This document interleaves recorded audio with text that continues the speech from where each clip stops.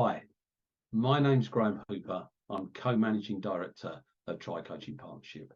And I would like to thank Carly and the DIA for launching Motormouth. I'm one of the panelists or the debaters. I will be throwing some lumps of red meat into the ring to get that debate going. And I'm looking forward to you all joining in with Motormouth. But I'd like to tell you a little bit about On Point. Tri Coaching Partnership Limited has developed On Point webinars. They are going to be run twice monthly. The first one starts on February the 13th. It's around mock testing, presented by Susan McCormack, author of Practical Teaching Skills for Driving Instructors, a recommended read by the DVSA. She will also then be presenting another On Point around assessment, and then myself will be doing lesson planning and risk management. So if you want to book these bite-sized chunks of CPD at a bite-sized price, go to our website, www.try-coachingpartnership.co.uk, and I'll either see you on Motormouth or On Point, because they're going to be on point. Thank you. Hi, I'm Chris Bensted from the Driving Instructor and Trainers Collective, the DITC.co.uk, signposting point for the industry, where you can come to find information that you're not sure where to look for it. That's what we do. I am also a specialist theory trainer, and I run Theory Test Explained, supporting your pupils who are struggling with the theory test, helping them to understand the way the test works and the questions, have the knowledge, be able to pass, and then help stop them holding you up because they can't book or take their practical test. So that's what I do. If you want to find me via theditc.co.uk or hit me up on Facebook and we can have a chat. Thank you.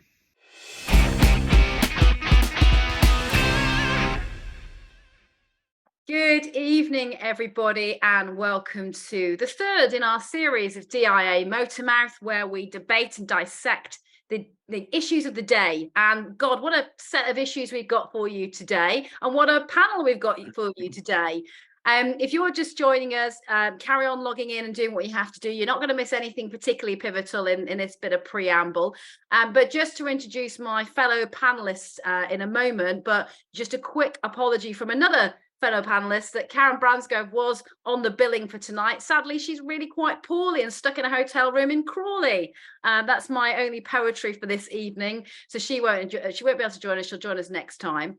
So you're just stuck with these familiar faces again this week, but at least they know a lot and they can say a lot. So they're always good panelists to have. So yet again, for those who don't know you, and God knows who those people are by now, gentlemen, would you mind introducing yourselves? Okay, go on, Chris. You go. I'll go first. I'll let you type away. So I'm Chris Bensted. I am a driving instructor, theory test specialist, and I run the DITC signposting platform for the industry. And I like to comment on lots of things. So I'm looking forward to today. It's going to be good. Okay, well, good evening, everyone. I'm Graham Hooper, co-managing director of Tri Coaching Partnership. Will I have to say the number one supplier of continued professional development to the ADI industry? But we are doing our best to help you. Been doing it for nearly 30 years now. So, yes, that's why. That's all I can say. I need to work harder. Yeah, I know. Okay, over to you, Carly. So good evening. For those of you who don't know who I am Carly Brookfield, and I am the Chief Executive of Driving Instructors Association, the largest professional association in the United Kingdom for both rider and driver trainers, all categories, all types of vehicle, and also Diamond Advanced Motorists for my sin. So, wide variety of testing, DVSA accredited testing across the UK, but also a global accrediting body. So very well respected all over the world for our advanced driving standards.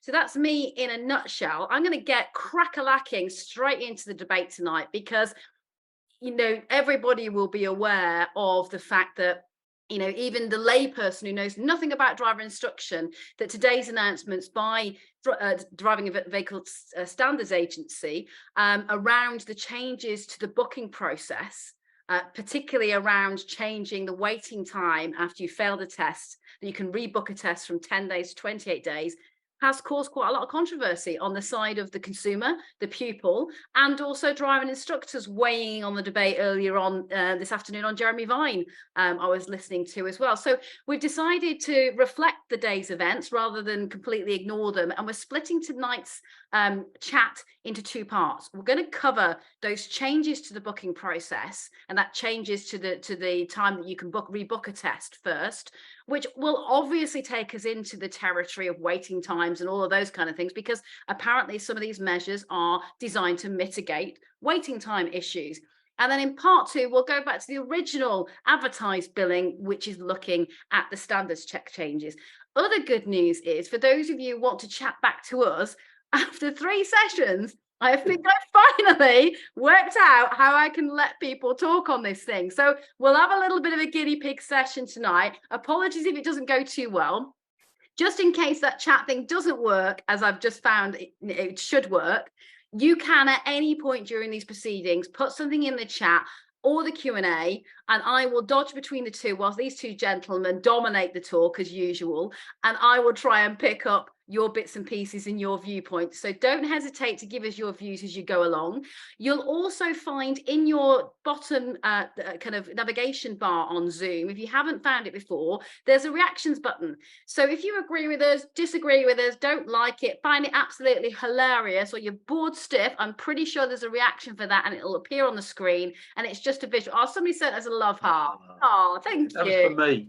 So that just helps us know whether we're saying the right things or we're not saying the right things as well. So let's try and make it as interactive as possible. Graham, I'm going to go to you to start you off on that subject of the actual waiting times. Okay. Changing the process. Okay, it's about who lives on what planet, I believe. I've obviously left Earth and gone to Mars. We foresee, this is the DVSA, this having a positive impact on car test waiting times. The fact that you can move a test from 10 to 28, it's 28 clear working time. I just think that has a knock-on effect to, I'm taking my test regardless, yeah. Because if I've got to wait blooming 28 days now to book it if I fail, I'm not letting this one go. And it also means, a 10 clear working day. I can make it in them 10 clear working days. I've got 10 clear working days to get my driving up to standard, where I only had 3 clear working days where, okay, I might cancel actually because I know I'm not ready. But with 10 clear working days, I know I can make it in them 10 clear working days. So from my point of view, I just don't understand why they think this will work. And I don't know if anyone else knows why they think it will work. I mean, Chris, I'm going to bung it onto you, mate. Why do you think this will work? I don't understand what it's supposed to do, because it just doesn't seem to make any sense. You can still book. So you fail, 5 minutes later, you can still go and book. Yeah. So it's not delaying the booking. What it might do is make a bit of a window so someone else can get a look in, but it's a 6-month wait to find a test slot. Yeah. So you're saying join a queue for 28 days, and then actually, it's that thing of the queue's going to carry on around the corner for another 5 months anyway. It doesn't make any sense. I think it's going to be really confusing. It's not like extending it on the other end. If we've moved from the cancellation period, if we've made that longer, so you need a couple of clear weeks from your test, maybe that would help. No, we've done it on the other end. I don't understand at all how there's going to be help from doing so, and what the result's supposed to be. Because me and you are a pair of useless panelists, then we better hand it over to Carly then, because we ain't got a clue. Oh, listen, the confusion reigns on all sides. I mean, maybe I can fill in some of the gaps only because I was privy to some of the early consultation on some of these moves. Peter asked the pertinent question here: why are they changing it, and what good do DVSA actually think will happen? Now, their argument is that if we extend that waiting time, it will act as a deterrent.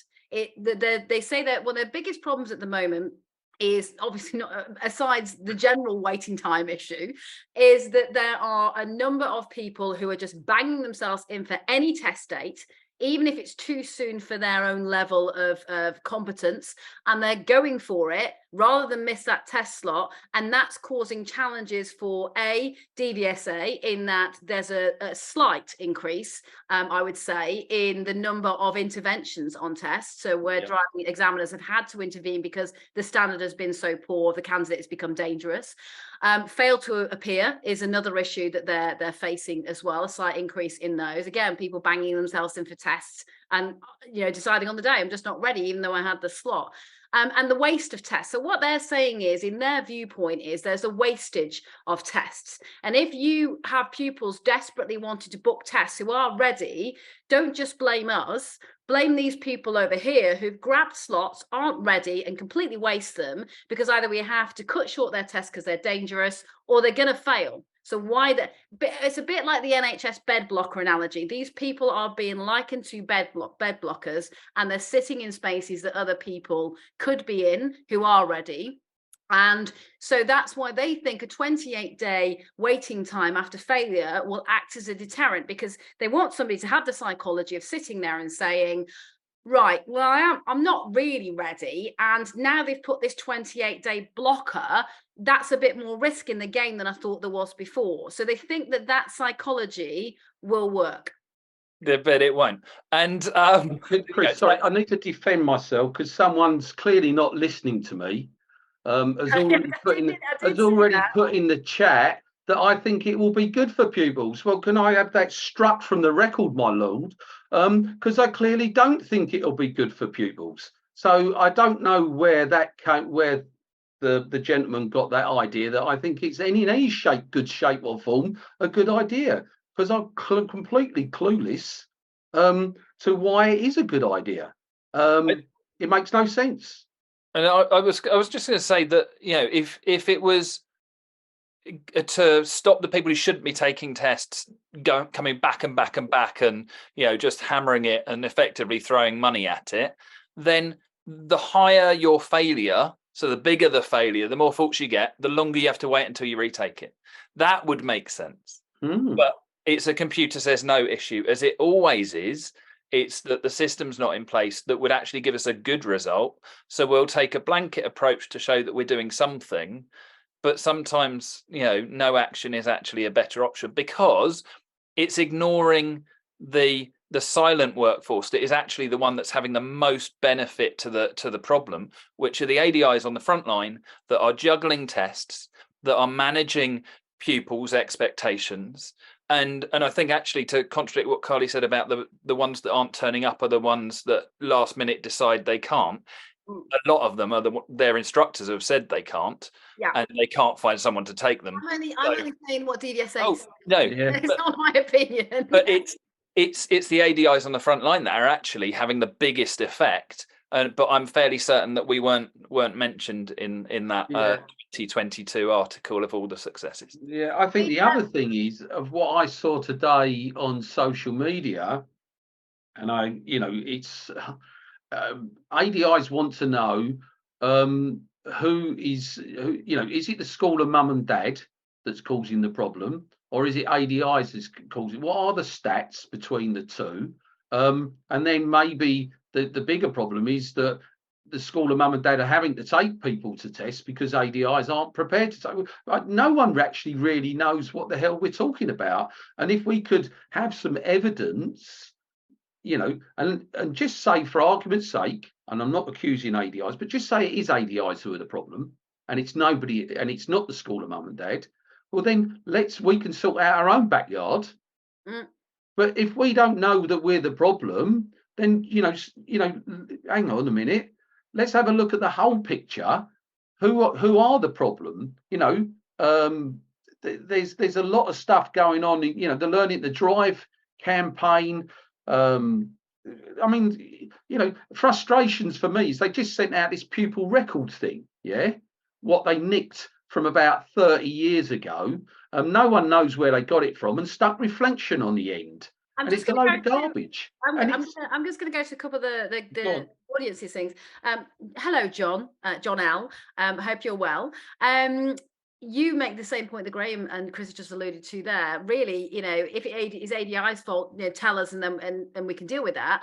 But there is another party here that has a stake in this and a responsibility in this. And what happens with these policies is there's that abdication of responsibility by those parties, or an allowance for them to abdicate, and that is mum and dad. So John says, should they not manage a whole school of mum and dad then? As this seems very much aimed at ADIs, but they never do anything to manage non-driving instructors who are, you know, acknowledged to be part of the problem. If not acknowledged by DVSA, acknowledged by you guys who actually have to work at the coalface with these individuals. So, you know, how does this really change things with mum and dads? Because if we don't think the psychology of having to wait 28 days more than they expected now, or sorry, 18 days more than they expected, that's not very good maths, but you know what I mean, with the new situation, it doesn't work with the pupil. It's not really going to work with mum and dad either, is it? And in fact, knowing DVSA's not particularly great communication strategy at times, it's not even going to necessarily reach the ears of mum and dad to be a deterrent. So if its use is a deterrent, I don't think it's going to be necessarily very successful in many respects. I mean, I don't know what the audience is saying, but I think we're all on the same page. I mean, we're all sing off the same hymn sheet.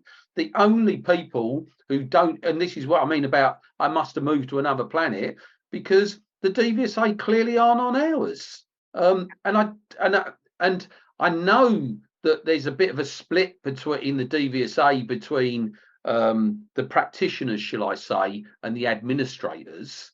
And the administrators seem to have more power than the practitioners. And we have, you know, people setting up these campaigns who actually have very little experience in the field, and may only, with regard to taking driving tests, may only ever had an experience of taking their own. Yeah. And they're setting policy. Robert makes a good point that, you know, and again, what you often get back from stakeholders is when you come up with an idea, that it's almost like you're some kind of naive young thing and you're just thinking about fairyland and you don't really know what it's like at DVSA. So Robert, you know, I'm going to talk to you for a moment how DVSA sometimes talk to me when I put ideas forward, where you give them an idea that actually is quite pragmatic and you could do if you're a better setup organization with better systems. So Robert's made the suggestion that it's a pity they can't treat each test on merit. So a pupil that drives well and examines opinion, you know, they don't have to wait longer than 10 days, you know, so if they're not dangerous or whatever, although they are a fail, should they have to wait this long period, or should it be ranked around those who are really, really bad? Of course, make them wait for 28 days. For God's sake, in some cases, you might have to make some of those that are dangerous wait for longer. But if it's a narrow fail, do you make those people wait for another 28 days? And, you know, those are kind of innovative ideas and approaches that the rest of us would say, yeah, why don't we have a discussion about how that could be done? But sadly, you have a very panicked organization at the moment, and I'm not being unfair by using that terminology, that don't have time to breathe in their estimation, never mind consider new approaches. And it's a bit headless chickens. The rest of us stand back because we're not actively managing it in that sense and say, well, why don't you do this? But they're so in the quagmire that new ideas are almost treated with extreme annoyance, because don't come round here with your pragmatic ideas that might work. We've just got to carry on doing Einstein's definition of madness, which is carrying on doing the same thing. But interestingly, we're happy to bring in a totally new approach regarding the standards check. Yes, and that's it does depend. The annoyance factor, don't we, with DVSA, that they'll say we can't do something over here because we're up to here. But then, as Graham and I know, new schemes get brought into bear that you think, why did you spend an amount of time developing that when it's not needed? That resource could have been done with over there, do some innovation in that area. Yeah, I mean, we can't make any, we can't bring anything in. We can't change any old stuff because we haven't got any parliamentary time to do it. Oh, I've just had a brilliant idea. Let's just change the time criteria on the test. Oh, we'll get that shoved through Parliament within a matter of months. Oh, hang on a minute. I've just been told today it will take 2 years minimum to get something that really desperately needs to be changed, if we're lucky. And Graham, actually, it's probably going to be 3 or 4 years because they don't want to put it forward yet. Why can't they put it forward? I mean, well, it's going to take 2 years minimum for a change of form. But you're telling me they're not putting it forward because it'll be 3 or 4 years. I said, it's just why? You can get something changed in a matter of months if you want it. Yes, where there's a will, as we see in other areas of regulation and legislation, this is why I'm very intolerant of responses that are, well, you've got to realise that it takes a very long time to effect a change in regulation. Think about some things, as I've always said in this context, that we have seen change overnight that didn't even seem to have much campaigning and lobbying going on and took us all a bit by surprise that, oh, okay. Because what it comes down to sometimes is there's a minister that wants to look good somewhere. And if they can say they're doing something and they've made a change, it is amazing how quickly things can be made to change. That's exactly what I was told. I've got the experience of being in this world and being made cynical by it. That's exactly what I was told off the record today, that it's all driven by, government officials, shall we say. Yeah. And if it's not on their agenda, it ain't getting done. I think a few people are saying here as well, it is insulting to ADIs because the implication that's there as ADIs are taking it and what ADIs feel the implication is being delivered to the public now is that ADIs are bringing people forward that aren't ready for test. And we know that's not the real story. And that this is in some way to help ADIs have that difficult conversation and make it less of a difficult conversation because there isn't a choice. So, you're not going to be able to rebook straight away and go back to learning with me straight away for that earlier date. You're going to have to wait and we're going to have to take it slow and steady wins the race. And they think in some respects they are helping with those difficult conversations by making a longer waiting period. But it's, again, one of those missteps of communication, I feel, that has positioned the ADI to be the vulnerable party to criticism. And I think, sensitivity dial needs to be turned up in all communications now by DVSA to that other fee-paying customer of DVSA as well. And every time you do something like this, think about the benefits, if there are any, to the ADI, first of all, because you've got to sell these concepts to the ADI, which clearly hasn't necessarily been the case today because people aren't a fan of this largely. There will be some people who don't think it's a bad thing, but the majority seems to be, I'm not sure about this at all, through to this is ridiculous. And, thinking of in every communication they make to the public, part of their role as I see it is to promote ADIs, professional, hardworking ADIs as somebody that you want people to go to and not bypass. So if you position them in a negative light or doing negative things that are detrimental, you're undermining that sales pitch of the person who pays you a fee as to be promoted as part of your whole thing as a testing body. So some really hard work that don't cost nothing but time and thought has to be done on all of these communications, both the communication to the ADI and the communication to the public, or we're not doing the best job we could of promoting why driver training with a professional trainer is important, why an ADI is an ADI, all of those things. And then all the public does see is something like this, which can be perceived as detrimental to ADIs. I also think it's not even a sales pitch we want, it's just good communication. Yeah. I'm happy there, and we never get it. There's always drop the bomb and then go, well, that's not what we meant. Or no, actually we said that. It's like change the standards check and make it about the standards check. But that doesn't solve the problem. Oh no, it's about the engagement call. Yeah, it's the same thing over and over again. The conversation I was having was, it's about language. They speak a different language to us. They don't speak plain English. They speak civil service language, and we're supposed to know what they mean, because it's exactly what you're saying, Chris, is they don't actually mean what they say. Yeah, somebody has written it. Yeah, and we're supposed to be, and then it's like, no, we didn't mean this. Well, no, we don't mean that, Graham. But that's what you've written. It's in black and white. And given but that's not what we mean. You've misinterpreted it. I've misinterpreted it, but you haven't miswrote it. No. They're either very slick and they adapt very quickly to make it something that does make sense.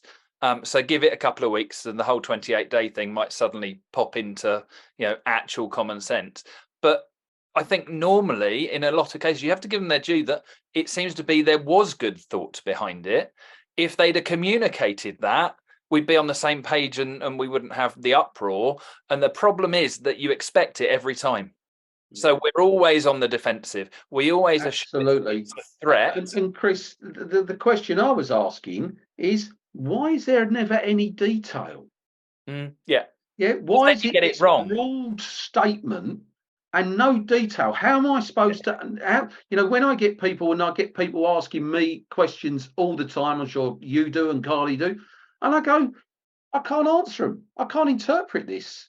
Because when I've had the off the record conversation, and this is what does me in, they all bloody agree with me, and that really pees me off because the people I'm talking to agree with me, and then they go, well, actually, Graham, it's people in our organisation, we can't.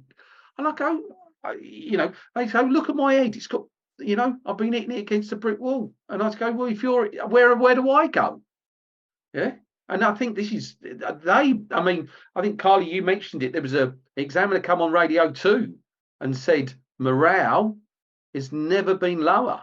So, we've got to be careful that we don't beat up the people who work for the DVSA.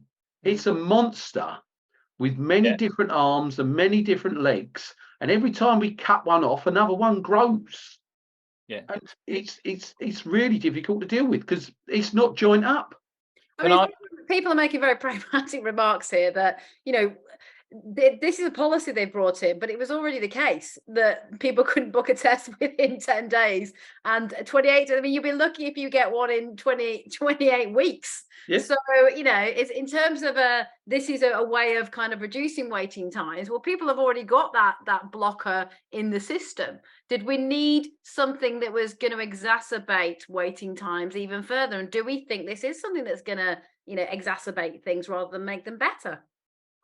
Maybe they know something they're not telling us within what's hidden behind the scenes with moving it from 20 to 28 days. Maybe they do. Look, I'm being hopeful here. Yeah. Maybe they do know that if they do that, they will actually increase more test availability somehow. I don't know. Well, that is part of the rationale that if they can get rid of some of the bed blocking behavior, so people just going for tests because they want to take that date and they're not thinking about it. They do say that if they could eradicate some of those early intervention tests, and somebody asked me earlier what's a stat on that. I do believe there was a stat of around 1 in 8, and there's been a slight increase in terms of the examiner intervention. If they can avoid some of those fail to appears, some of those early interventions, and some of those, within the first 5 seconds they're not passing this driving test, that bed blocking behavior, yes, I think there are some people who are involved in this process who genuinely believe that will be an aid to them, at least, in managing waiting times. But I was speaking to a big national newspaper who are going to run what sounds like quite a hatchet job this weekend on the whole waiting time scenario, and they said, well, what would you say that they have to do? I said, the problem is, we can all say what they could do, but it's not just about their ability to do what we would want them to do. It's actually about their, attitude to actually do it. Because again, there is this, we're in it and we can't necessarily deal with it and we can't necessarily see it. And we can all be very objective because we're sat outside and it's not our responsibility. But, this thing alone is not going to bring those waiting times down. It may surprise us and have an impact if all they say about it stopping all that bed blocking behavior goes on and wasted tests. But you're going to have to do a lot more to get back to a position that people on all sides of this debate feels is a satisfactory service level for test delivery. Okay, so my thinking is, and this is where the DVSA have got it wrong, they need to go back to basics, and ADI training needs to improve enormously because if we improve the quality of ADIs, the knock-on effect should be that the pass rate will increase. Now, that's just me being logical. That's no evidence there, but it makes sense that if we're better trained, then we will get better results, because that's what usually happens in most things. The better that people are trained, the better results they get. So maybe looking at audit. Maybe that would be a good thing to have a look at. Oh, do you want me to Let's not go into audit again. Not in this. Then we will slightly segue into that inevitably when we move on in a second to standards check grades. Can I follow up with a question that is the question that on all of my WhatsApp groups that I've gotten and Facebook is the one. Fair enough. About how many friends you've got. They're friends in air quotes, so it's fine. But I love you all. The question that then I think goes to Carly, because you're the one here, is why doesn't NASP do something about it? Of course, I know that would be a natural question. And it's a shame that, we can't have the full transparency of those meetings recorded and live like you do in, for example, all parliamentary, groups and select committees. You know me, I would have no problem being filmed in those meetings. You go in, you have to act like you're being filmed to a certain extent and, say what you would say in full transparency and be ready to be accountable for that. Obviously, they won't do that. I mean, there is an element to certain things do have to be discussed behind closed doors, because if you discuss them too early and too soon with too great a number of people, it becomes a little bit fox in the chicken house, and they're not fully formed ideas, but they get taken as such. But yeah, I mean, so some of the things that I've asked for in those meetings, and I'm going to say because they came from my mouth, were, and I'll be accountable for them, but I'll also take the credit for them at the same time, were, to help with waiting times. They have a propensity to say what would really help with waiting times is if people didn't default to the same very busy test centres and the same kind of time periods, because we have these hotspots. So I asked more than 6 months ago now, why don't you produce a regular heat map that is real-time data of which test centres have got the longest waiting times and which don't, a visual, because we all react quite well to visuals. And you have other services that do that. So I'll give you the analogy, you'll all be aware of it. If you book hotels, we're probably all using booking.com. Other providers are available. Booking.com, the moment you put a place in there, in your results will say, Cleethorpes is massively popular at this time. You might want to look at booking somewhere else before you even waste your time desperately going through here for a hotel that doesn't cost more than, you want to pay. So, the technology exists in modern booking systems, but we know they don't have that. That is one of their biggest issues. But to go to people and say, with that message of look for other places than your normal test centre, be prepared to travel, all of those things, but be prepared to look beyond the times that you feel are the normal operating hours, like, early mornings, evenings, all those kind of things. You have to be able to show people that data so they know where the hotspots are, and you have to make those sales pitches. But when we asked for that and asked for it, so it became the 5-year-old again in the room going, why haven't we got it yet? They finally came up with the answer, which is that we don't have the systems yet that can produce that level of real-time data. And one of the exacerbating factors when I was asked by the journalist today in the whole waiting times issue is, yes, absolute shortage supply of examiners, and not enough people wanting to do it, so you don't have a good enough pool and a large enough pool to be recruited and get people through the training fast enough. Retention of examiners is obviously a challenge. All those other known challenges we've already discussed in previous episodes. But another issue is they cannot produce that real-time data and share it with people for us to be able to look at where we guide our members, where we guide our pupils. They could go away from the hotspots. So, you've got all of those kind of questions being asked. You've got questions being asked for exactly, particularly us again at DIA, because unlike the other associations, we have an examining arms, and we are based on Cardington methodologies of training examiners and delivery of tests that, we're, as a commercial organisation, we're going to say, well, why can't you cut the training time down? Our training time is much shorter and we've got a good quality output from our testing provision. So why do you have to take such a long time? A commercial operator would say, it's expedient that you reduce these training times down for examiners. It doesn't damage the quality. You get people through quicker, you get them deployed to the chalk face quicker.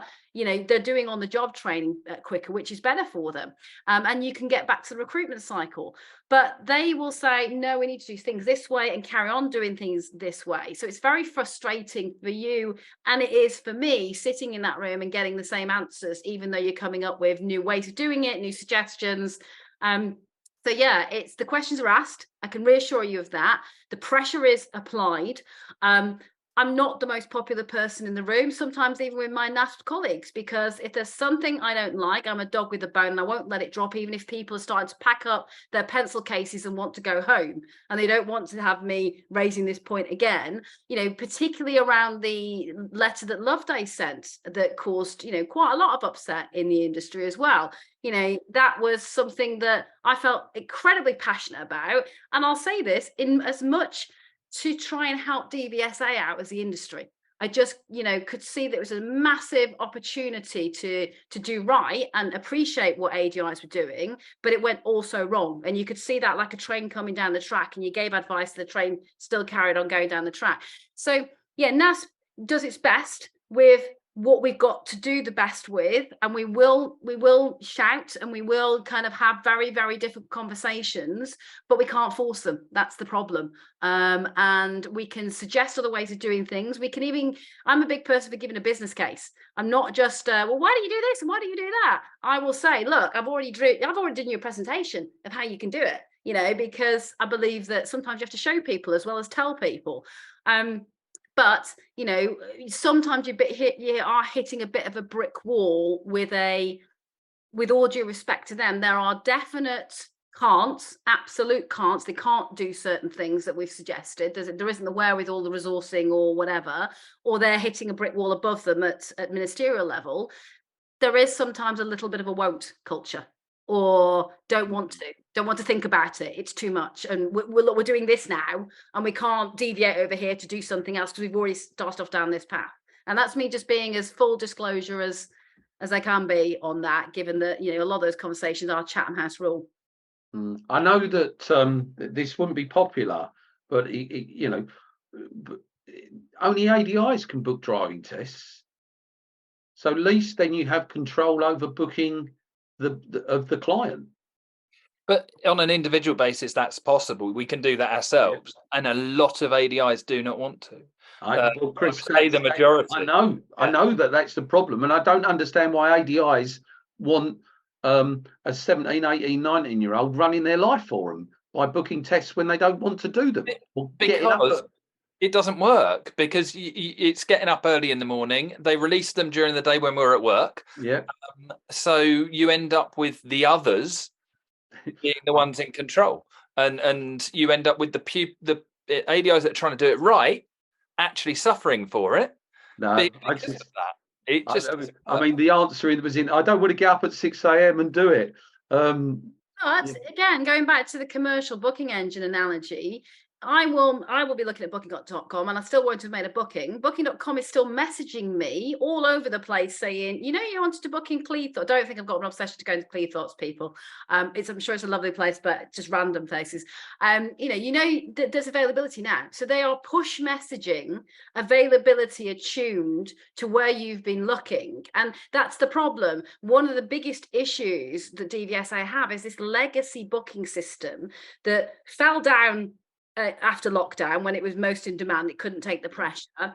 It allows robots in to scrape off tests and sell them at a higher price, and it will never, whatever their assurance is, they will never get ahead of that one, because the people who design and create these robots to go into various different databases and online booking systems and get ahead for their customers, it's their day-to-day job. They're very sophisticated. Yeah, they're good at it. They're very good. They're always going to be ahead of government, kind of programmers. So unless you hire those guys, and even then they've become white hats then rather than black hats, so they're never really quite as good again. The booking system is, it's almost like it's an excuse, but it is a massive problem that it won't give them real-time data that they can share for heat map purposes. It falls down. It allows the wrong people in there. They have talked about for a few years now, post-pandemic, they knew it was a problematic system going into the pandemic. It proved it was when it fell down after the pandemic and things opened up. they need to make that capital investment now and get it expedited. Don't try and make it the most perfect thing in the world. Just try and make it good enough. Don't spend weeks and weeks and weeks and months and months and months in scoping meetings and pitches from companies who are going to do it. This is another process that has to be expedited and done quickly. Otherwise, we're just going to keep going around in the same vicious, not virtuous circle with all these things as well. Yeah, So I mean, I some know. point as well that, you know, no shows shouldn't just have to wait 28 days. They should be fined, or they should be given a longer period, because they've really messed everybody about. If it's not genuine sickness, or they haven't got a good excuse, like a sudden bereavement, or they were in a crash or whatever. I'm not wishing this on people, by the way, but you know, if you've got a good excuse why you didn't report at the time, but you can give one subsequently, fair enough. But if you just didn't turn up, there should be a greater penalty for those people. Absolutely. You could do that with the carrot, though. You could actually offer them a part refund if they cancel, even if it's inside the, you know, the notice period, because once you've missed that date, it's not worth cancelling because you've lost your money anyway. Absolutely. Yeah. And so it doesn't free up the time. I think that's an excellent point. I also know that ADIs, and I know why, are supporting the black market in driving tests.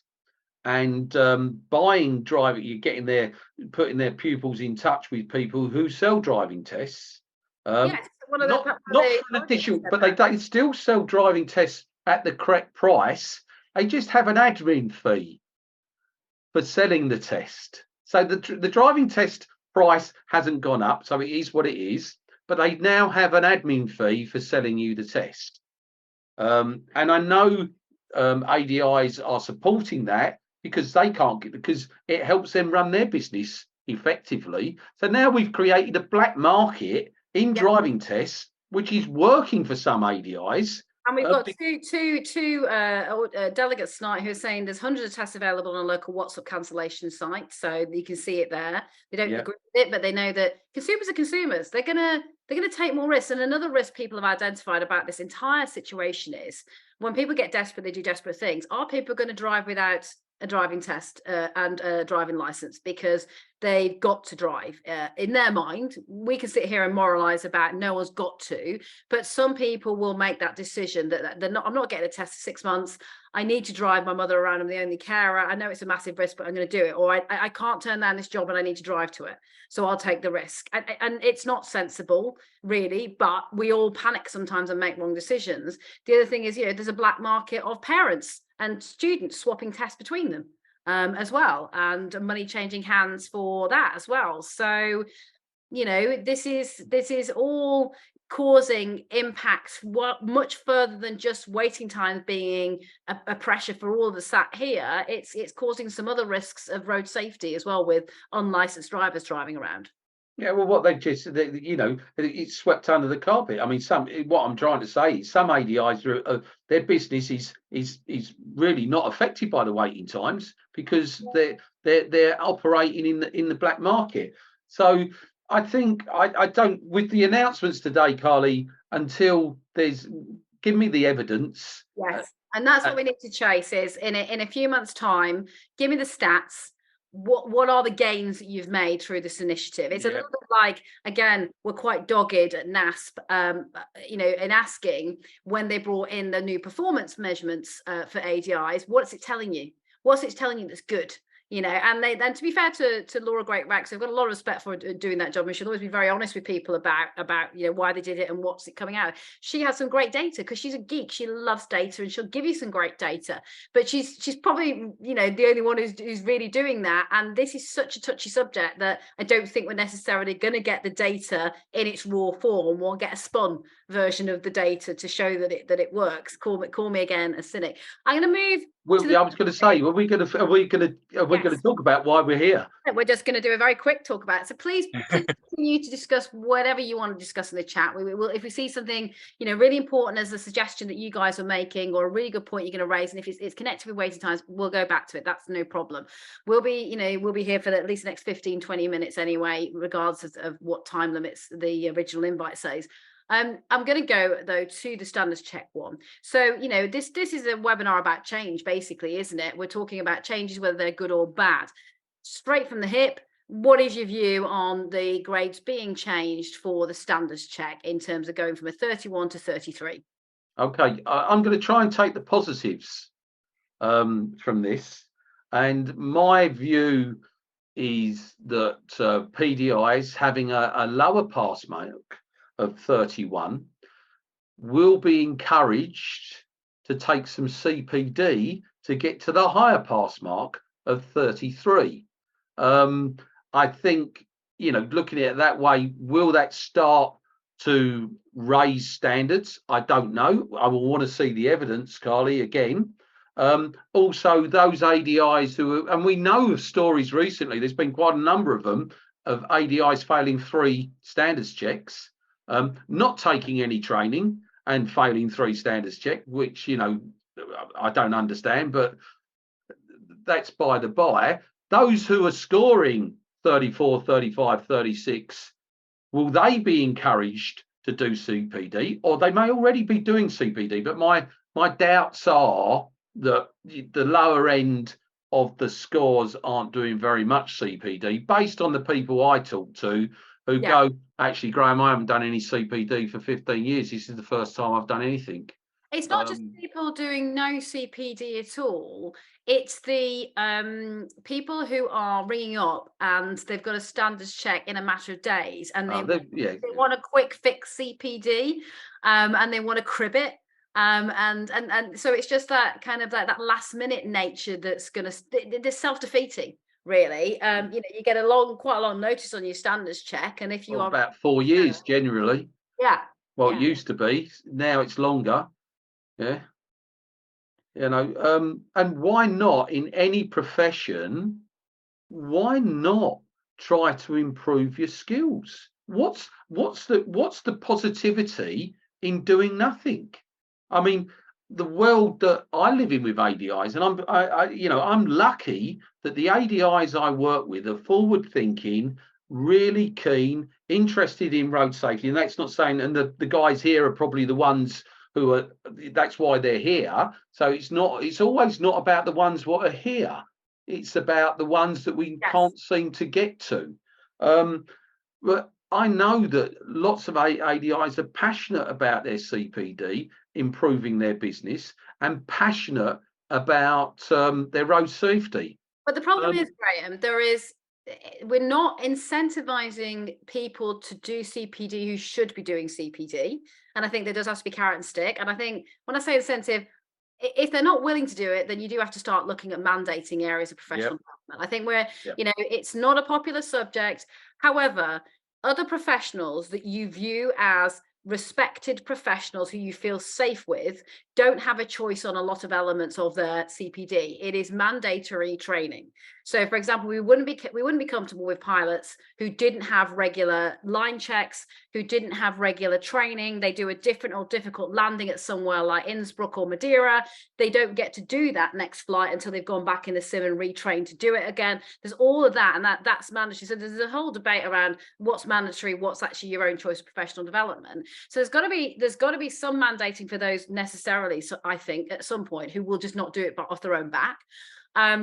And then what's the incentive, though, at the other end of the scale, for those who do invest in a lot of their CPD? Because they're doing it because they're professional and they're people who run a business and realize if you run a business of delivering education and training, if you don't keep yourself up to date and you're the product and your knowledge, then you're kind of selling your customers a duff, because customers expect up-to-date knowledge and training. But they're not really getting recognized for doing all that extra work other than having a grade A, which they don't believe the public knows enough about to necessarily make it a massive benefit to them. So, that earned recognition, I think, that you get on the fleet side, which if you don't know about that with DVSA, if you have under the earned recognition program, if you're a fleet operator that is extremely compliant and never has any problems, you get less checks. And you get, kind of more recognition for doing well. In this side, there are some AGIs that actually would like to do more kind of things and more assessments of their professionalism and get more credit for it. And they don't feel they get that for their CPD. They're doing it because they want to invest in their business and their own professionalism. But I think there should be some more recognition for the ones that do more, like a form of recognition. But I think from the other side of things, we've established that the DVSA like to do the things that they already do. They don't like new things. So what about what happens with a PDI that fails a Part 3? They have to go and do a number of hours of additional training before they can take it again. Only if they're on a pink, Chris. But yes, but it's something that the DVSA already do. Yes. So if you fail a standards check, mandatory hours with, let's say, an audit, because it's the DVSA's badge. Again, argue that another time. But with a trainer, that you have to go and get those hours signed off. Because it's the standard that they're working towards, let's make sure it is a grade A. Because if that's if that's the scale that they failed on, then we'll use that same scale, and then make sure hours are done. And do you know what? I've got a funny feeling if it's done well by the trainers, and again, it puts it in our court, not in the court of the DVSA, they might enjoy it, and they might suddenly go, do you know what? I didn't understand what CPD was. I thought it was a boring session where I sat and got lectured to, and it doesn't have to be.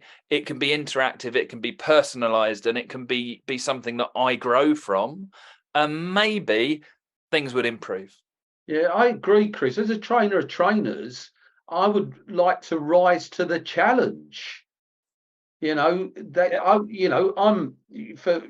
will take on the impossible task of getting 3 people through their standards check, but the way that I would approach it is not to teach them to pass the test. Oh, absolutely. I would teach ADIs to improve their skills. And if you teach people to improve their skills, automatically the test results will improve. For the standards check I'm talking about, they will get better and better.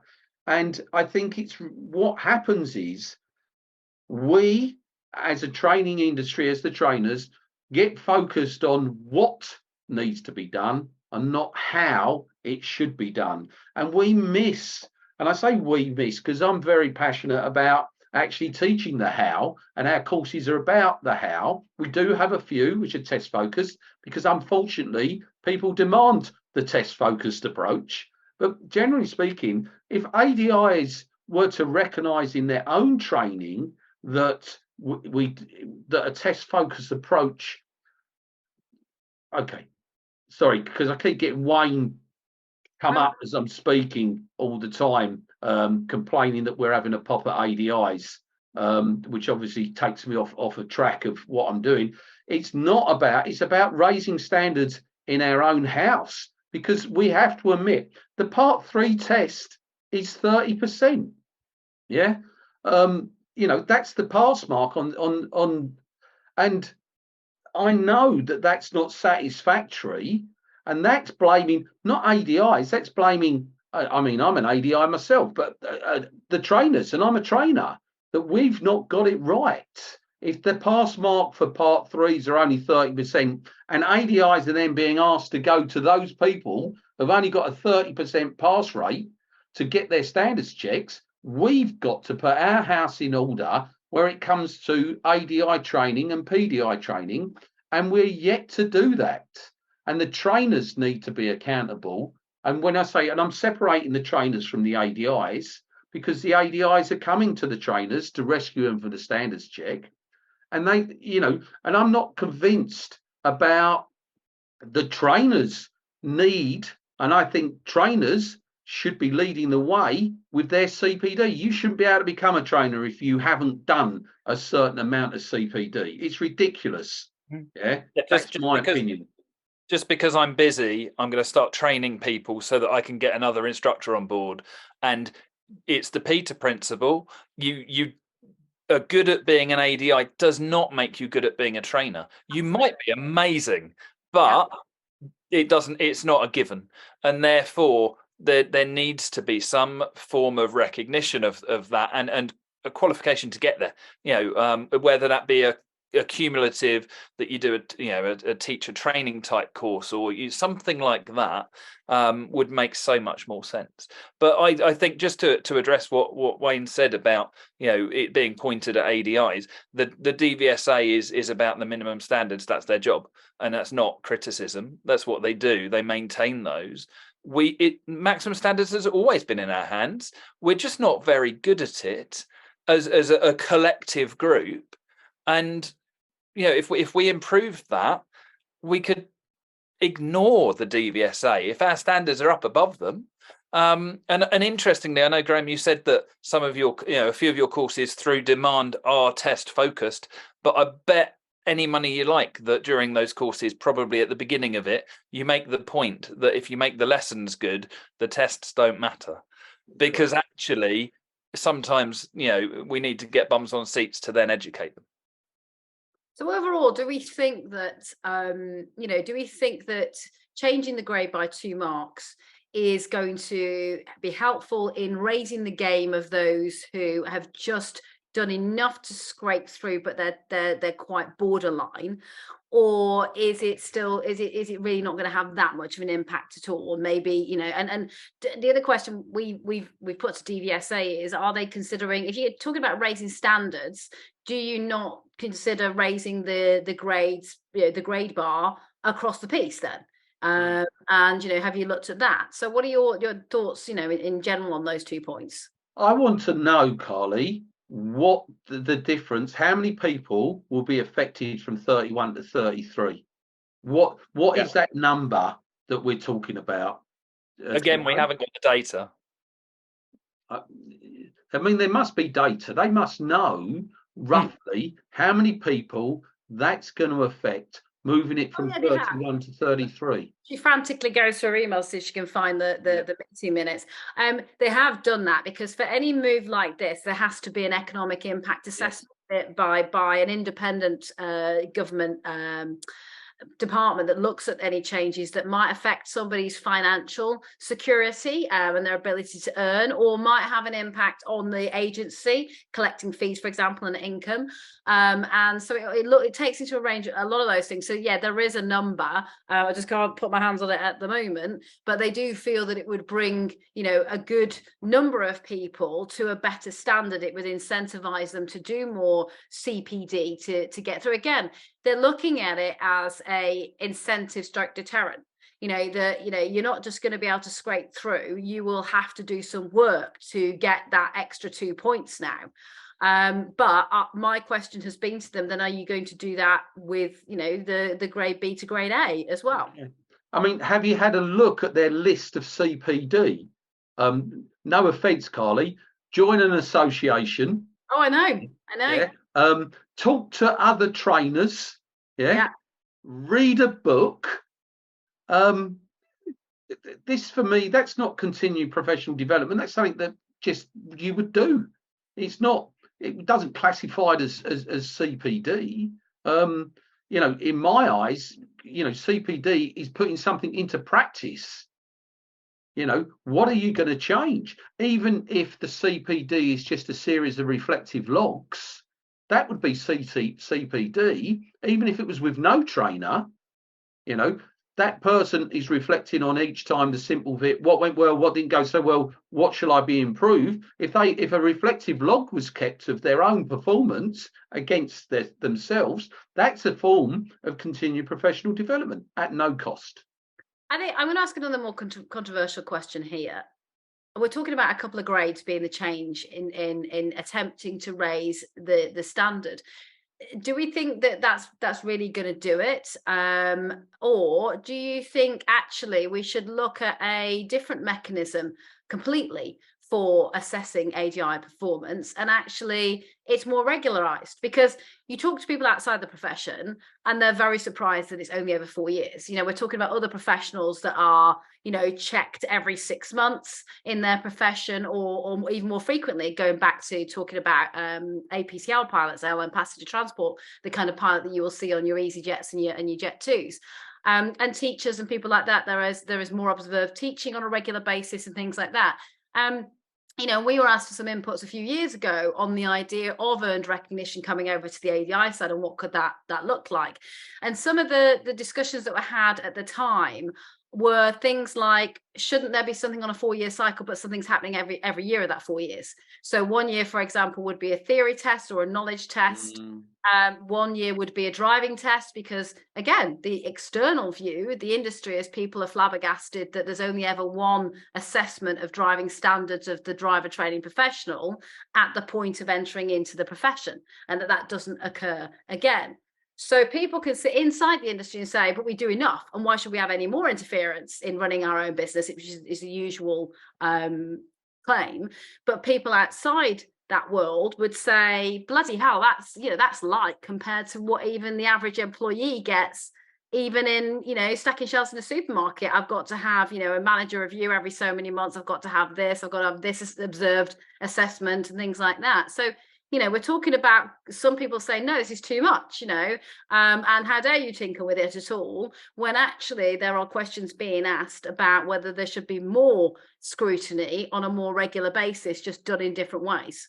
I heard a whisper, and this whisper went along the lines, and it made me smile, that we would like to take a more holistic approach to the ADI tests, and this was just a wish, but part 1, part 2, part 3 being conducted as a test no more 1, 2, 3. We'll test a lot in one go.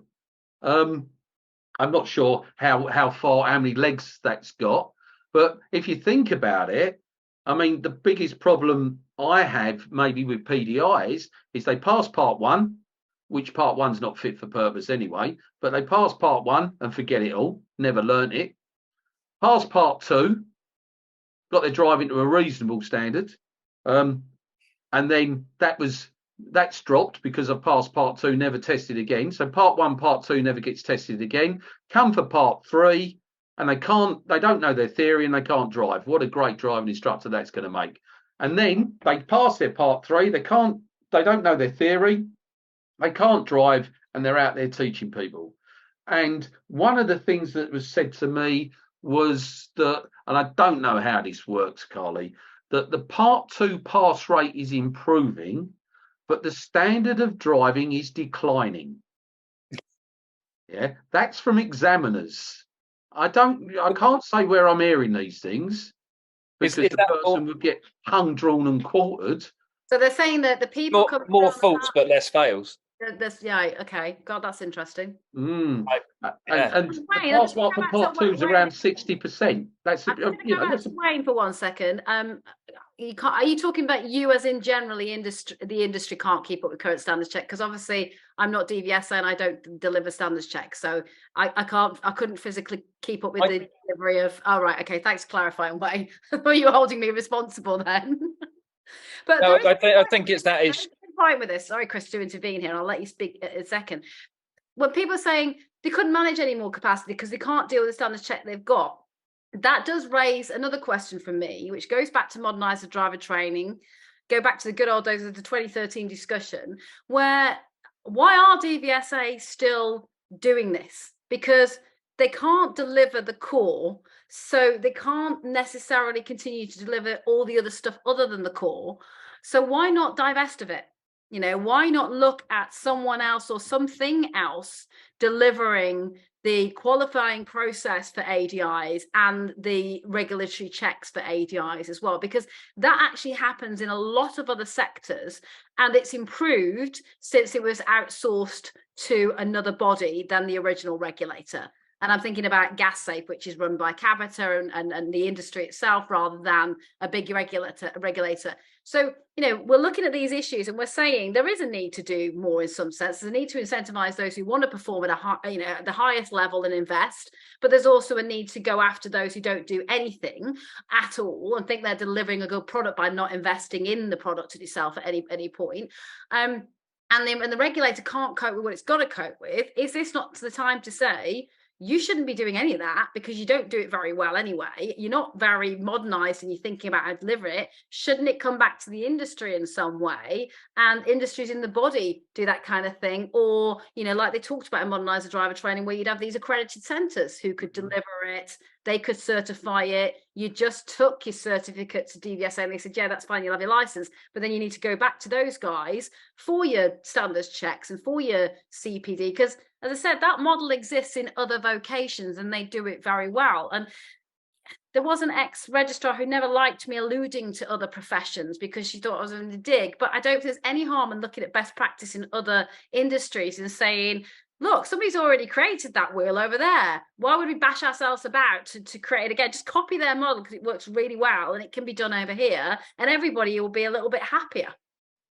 And no, it is. But I just think all I was going to say was I think Graham was possibly generous because he didn't include the part 3 in the issue, because there is no set syllabus and you pass it based on a lesson. So all the way through it's weak. And therefore, you know, you're only as good as the training that you get.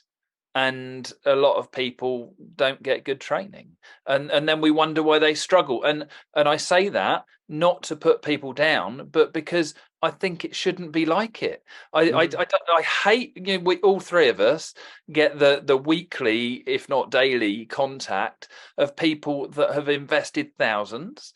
Or have, you know, I had one today whose business is at threat of being taken away because what they've invested in is not reaching this required standard. But again, there's nothing in that process to say to them, because their pass rate is actually quite good. Mm. You know, the success at test, if you will use test as the standard, is quite good.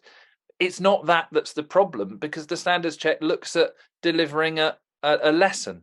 And it's the lesson, not the testing, that's the issue. So changing that process, it would benefit so many, and there'd be so many more successful people being supported inside the.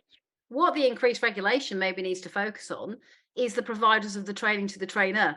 That's that. We always come back to that. I'm getting quite excited here because somebody's actually put their hand up to actually speak, so I can test out whether this actually works. So, James, can you just pop in the chat that you did mean that hands up and you did actually want to speak live? Oh, don't give them an out. Just do it.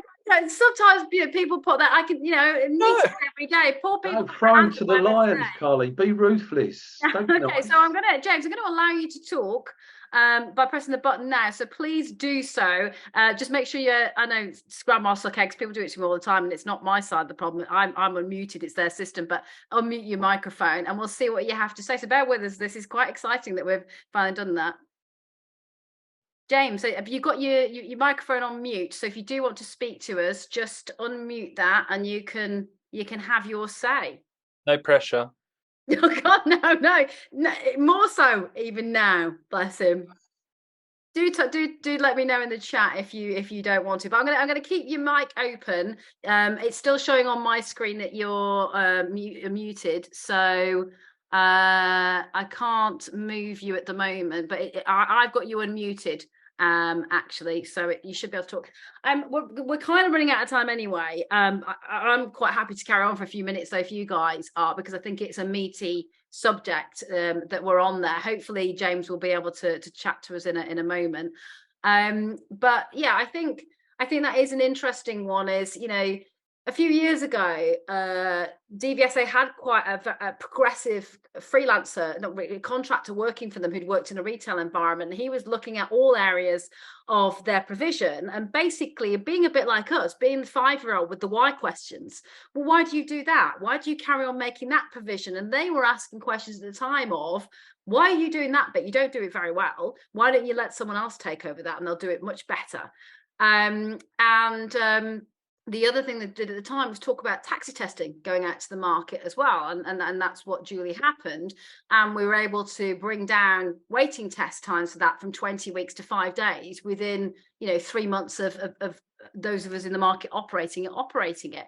So there is this need to look at better ways of doing things, and the agency divesting of doing things to people who could actually deliver them in a much slicker way, a much more customer service oriented way, that not being detrimental to DVSA, but it's, you know, they got trophies for customer service in their front parlour, as it were, but they are a government agency at the end of the day, and sometimes they can't deliver the best customer service because they don't have the best systems to do it. They don't have the wherewithal to react quick enough. So, you know, I think there is an argument there to look at doing things very differently in terms of performance measurement and who does that performance measurement. Is that something that you guys would concur with? Yes, Wayne, I do need more training. I've done everything I can see you can do at my end, but it's still not worked. I think that the problem is often that if you are in a position where people feel they need to give you an award, that where in a environment where you don't have any competition, you're going to win it every time. So I think that, you know, often it's not worth anything. I'd rather see action. So, you know, let's actually get something with results. And yeah, I don't think that you know, there's anything there that's of benefit. I think also, and this is like no disrespect to NASP, but they don't always, you know, have the right people talking to the DVSA within NASP at times, you know. And I think, you know, I mean, when we've got to look at the industry, there's some of the big schools are not engaged anymore. I don't know if they are engaged, it's secret, you know, and they need to be at the table as well, because they represent lots of ADIs in a whole. Now, I know they will have their own financial market and their own financial incentives and that, but we need to. I think there needs to be a better consultation from the DVSA, and I think it's very, very difficult, you know, for the DVSA to make decisions based on not enough knowledge from the people who are at the coalface. But who you choose to be at the coalface is sometimes the problem, because I know. If I just sit in my own shoes for a while, I sometimes have to question the people who are representing me, allegedly, and I'm thinking, well, I don't bloody agree with you either. Yeah, you know, I want my say. You're not representing my views. You know, and there is a danger in some, I think, that people are representing their own views. In their negotiation with the DVSA, whoever they are, yeah, because I don't know, and you know, part of that process, Carly, is because what's said behind closed doors doesn't come out. So what naturally happens to us as humans is we start to go, well, what's going on there? Why aren't we in on this? How come he's had whispers and secret conversations, and I don't know these whispers and secret conversations? You know, and I can't tell you because you'd have to kill me, you know. Oh, she was excited. I have suggested that DVSA wanted to take back the reins of the meetings, because we used to, you know, fully chair, fully minute, do everything with them, and they wanted to revisit how they were done about a year ago, just because they wanted to make some changes and felt that they should be doing more in terms of administration. So we did do that, and they did ask us, you know, what other stakeholders should be in each meetings. And one of the things that I said was, you know, we should have, you can have meetings that are just with the ADI industry on some occasions, but it needs to be broadened out to other stakeholders, even than just the ADI industry on occasion as well. And why not go for a structured, you know, morning where you have one session with one set of stakeholders and you widen it out so you get a full spectrum, so you can have those Chatham House rule conversations in confidence with a smaller group, but then you can go and test some of the things you've been talking about by agreement of that first party in the subsequent meetings as well. And you know, one of our frustrations is, as an organisation that's representing rider, you know, LGV, fleet and everything else, conversations via NASP can be very, you know, learner-centric. And that, you know, apologies to my NASP colleagues, can also be part of the frustration in building the agenda, because the other associations have far less representation in those other license and vehicle categories, because they're smaller and they don't have as many riders, for example, or they don't have as many fleet trainers, where we're representing a greater number, and also that diversity of our trainers. So we're almost like feeling like we're making everybody's life hard by putting all these other things on the end of the agenda because they matter to our membership. And therefore we're then the only ones in that room to talk about those issues, when really there should be other stakeholders from, for example, rider, invited into that meeting and that part of the meeting as well. And the other complaint that I have about the NAS meetings is that we don't always have the right stakeholders in the room from the DVSA side either. We don't always have the people who should be able to answer the questions there. We have a greater proportion of comms people there, and also there are operational people, but not necessarily always the right person for the thing that's on the agenda. And you get a bit frustrated with that because you've already sent the agenda in advance, so why aren't they there, the right people, or why haven't they got an answer before they come into the room and represent those people? But a lot of the discussions can be about other things that aren't even DVSA. So for the other requests we've given from time to time is, where's DVLA? DVLA has an impact on our world as well. And why aren't they invited to those meetings on a regular basis as well? So I think there is a lot of work that I would agree with you needs to be made on stakeholder relations. I think you should bring other people to the party on a regular basis. I think you should bring that diversity of voices. And I don't always take the same people. I will take other members who've got some. Chris, you've been to meetings with me before. I think I was just going to say that actually I have to say thank you, because you're one of the reasons that I've had a foot in a few doors, and it's been appreciated. And I hope that I have done enough with it to help other people, because it's a cascade training thing in the industry, isn't it? We often get that filter down of information because we're the ones that people can access to ask questions. And it only works if we get good information. And in part I've been lucky, and in part other people have been very generous to make sure that I've got the right people to knock on the door of. And I'll often email Carly at stupid o'clock in the morning going, I don't know anything about this, do you?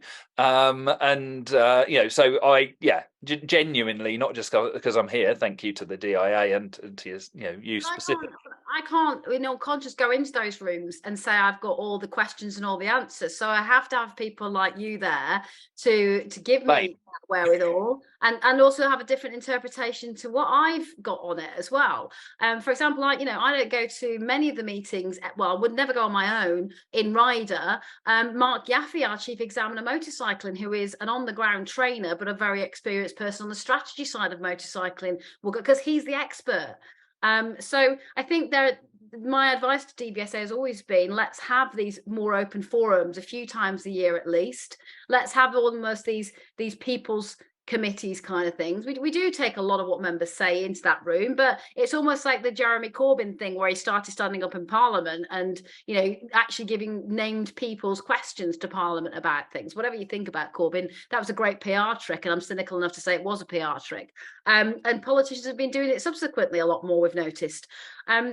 So I do think, those meetings can be problematic because we haven't always got the right stakeholders at our end of the room, and we haven't always got the right decision makers or people who impact our world through their decisions in the room as well. You do get other kind of working groups and stuff that I'll see you guys on, but it's that inconsistency, isn't it? It's okay, I walk into this room today and those people are there. Well, why don't they come to that meeting as well? So if we're going to take this view, where things have closed down historically with the previous incarnation of NASP is because, frankly, the people that were in there supposedly representing their members were not doing a very good job because nobody wanted to engage with them because of their behavior. It wasn't anything like we said they couldn't be there anymore. We actually left that particular grouping and created a new one, so we didn't have to do that difficult task. But if people have been denied access to those stakeholder meetings, it's not because anybody like us is sitting there and saying don't let them in. It's more so because they've had to deny access because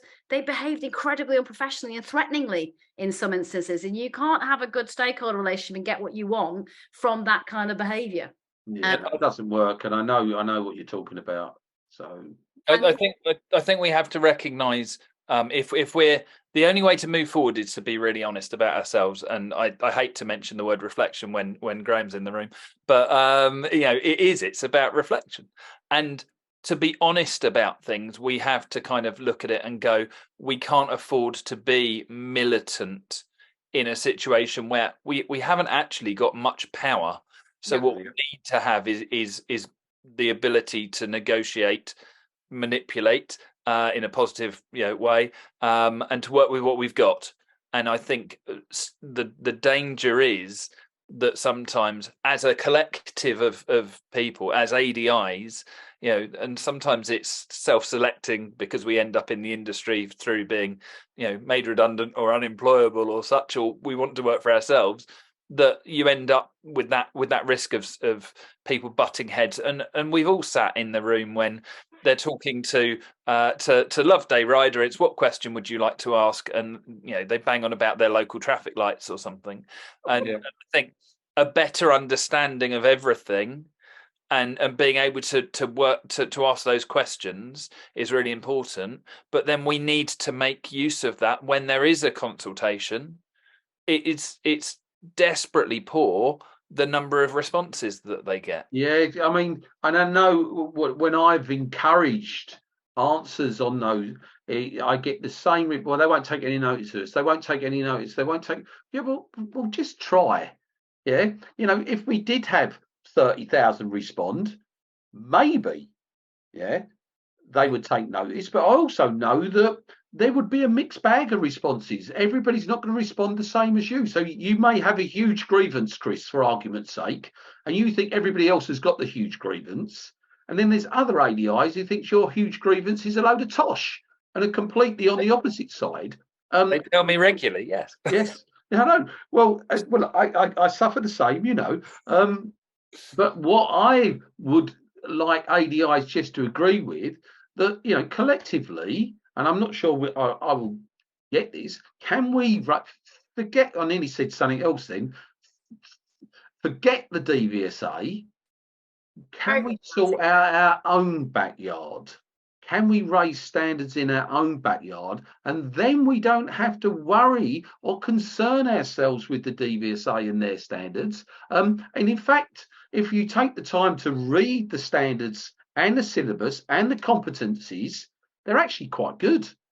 There's nothing wrong with them. I said that today. I was in a meeting with a cycling organisation, and they'd referenced something, and they said, "Well, does everybody know about the national standards and what they are?" And because we're not as sure of anything outside our world of cycling. And I said, I have to give DVSA this, that the national standards were an extremely good document. They're very clear, very pragmatic, very easy to digest. However, they've never been widely promoted in the way that they should have been, either by DVSA or other road safety organisations. The problem we've also got is they should apply to anybody engaged in driver training, and they don't, because we have this system where we have people who have to be regulated and licensed and go through the hurdles, whatever we think of the hurdles, that's a system. And we have a duality where DVSA then goes and accredits organisations that have lots of trainers in there that don't have to go through any of those hoops, aren't regulated, aren't licensed, and the public actually sees both parties as the same thing. So in the world of advanced training, for example, you have two organisations who have lots of volunteer observer type people who don't have to be ADIs, so they're not subject to regulation and licensing. And the only people who are regulating what they're doing is the organisation that's sending them out to work for them. So you've got those issues that not everybody is following the same standards. Those organisations won't necessarily teach their trainers about those standards and keep them to them either. But for me, again, it's a bit of a 5-year-old question. Why? They're pretty good documents. They're pretty much blueprints. Yeah, I mean, they were formed. They were formed from good reports, Gadget, Merit, Hermes, Rue. They were good documents, well researched, backed up with evidence, which made sense. And I'm going to go back to June, who made a comment much earlier on. Sorry I didn't come back to you earlier, June. But she said, we're saying we are professionals, but we don't get treated as professionals. You wouldn't get mum and dad removing a tooth or an operation, like they attempt to take kids on driving lessons. That's one of the issues, is we don't get DVSA promoting enough what makes a professional trainer a professional trainer? It's that old hackneyed question you get in business. What does good look like? We don't do enough about what makes a professional trainer a professional trainer.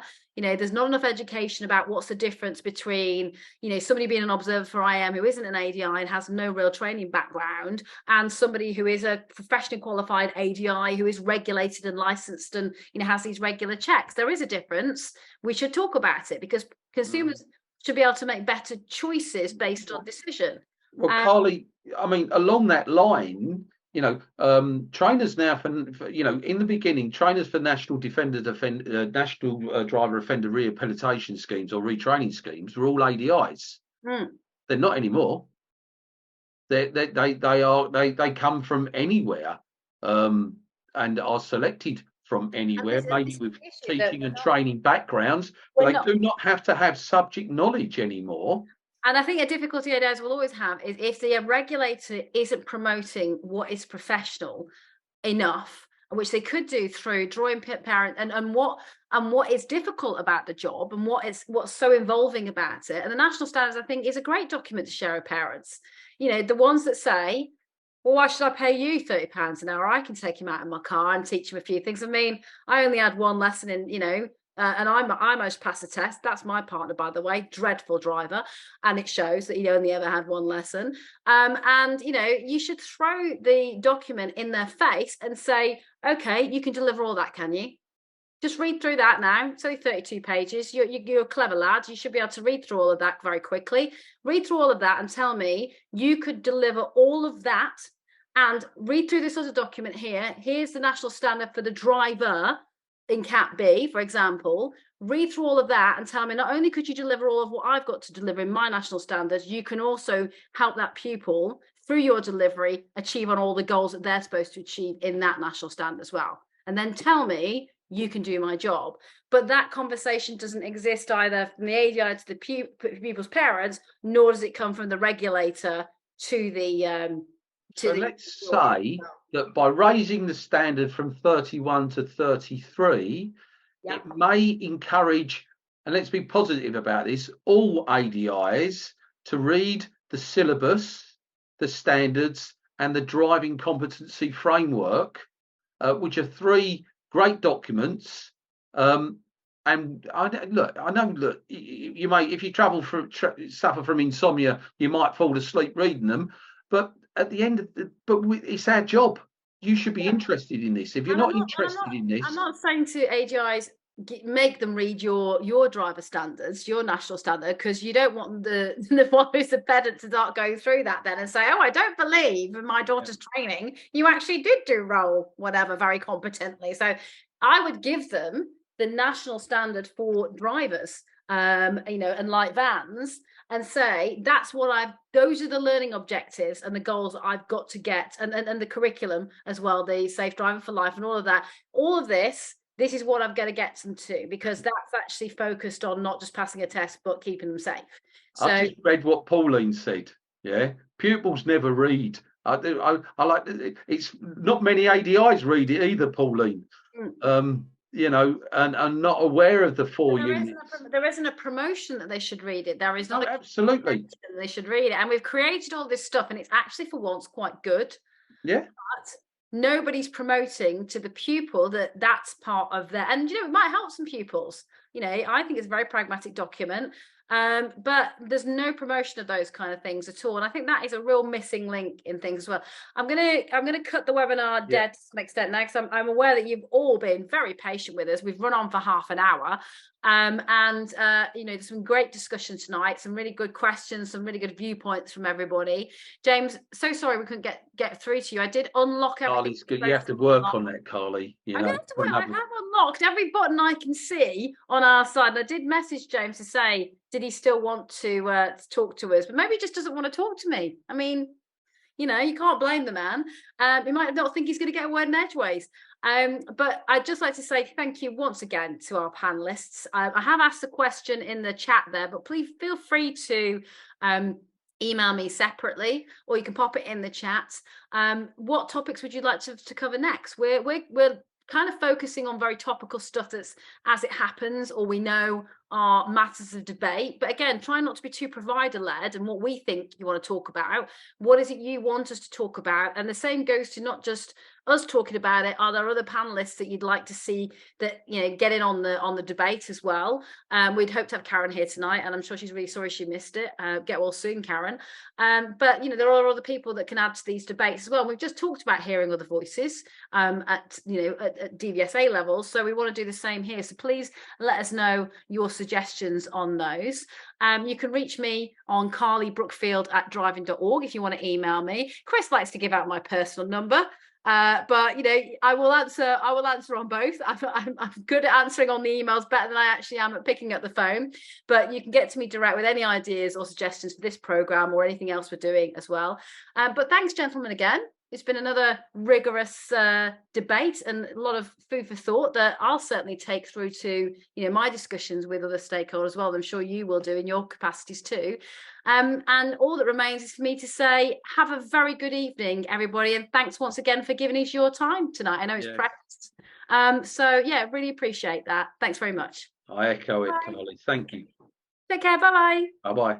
Bye-bye.